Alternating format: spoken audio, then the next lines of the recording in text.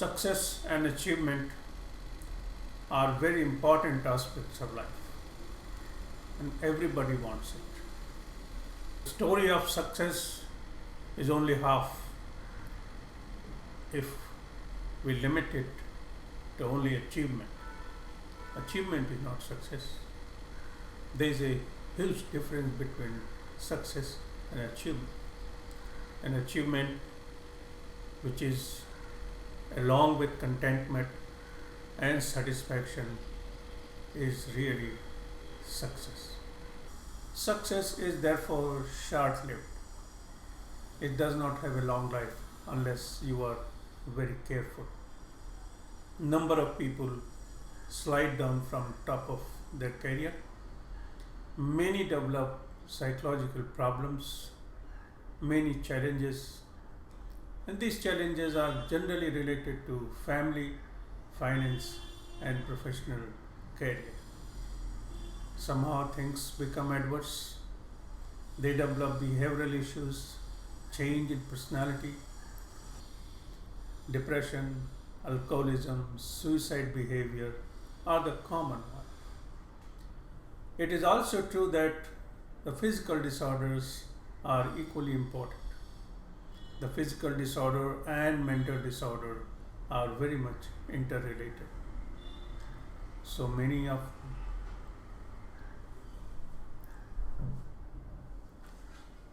and therefore number of people develop hypertension, diabetes, high cholesterol, or heart attack, and so many other disorders. In fact, a combination of diabetes and depression is a very serious condition.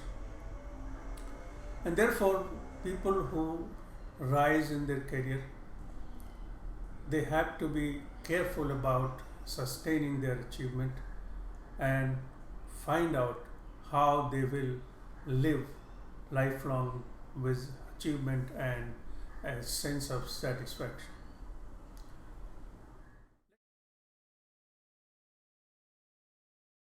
Let me talk about life of a young individual who goes to America from India after completing two business degrees, one engineering, another business.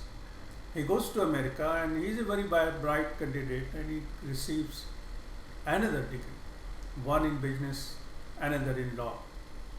After doing everything, he starts thinking whether to have his own business or go for a job in any professional organization. And he remains in conflict for a number of months. Finally, he joins a professional organization and starts working. He is liked by everyone, he is intelligent. As time passed, 1 year, 2 years, 3 years, the management told him that you are intelligent and hardworking, but your hard work does not give us money. And that is the difficulty. And his reply was, look, I'm a professional. I do my job meticulously. I do not fail in that. Whether you make money or you don't make money, it's your problem. The management continued to observe him for a couple of years. And after 5 years, they told him to find out another job. He was helpless, disappointed, but he somehow remained confident. He tried to find out what is wrong with him, went for counseling and personality development programs, remained quite ready to join another position. After he joined another job, he excelled in his behavior, way of handling the institute, as well as in intellectual capacity. Things became well to the extent that he was in control of whole organization. And one day his boss calls him and says, hey, I want to come and see you. It was a Friday afternoon and he had a business meeting at a golf club. Now he was in a dilemma whether to attend to his boss or to attend the business deal. He finally decides to text his boss that it is not possible today to meet you because I have a business meeting in the afternoon.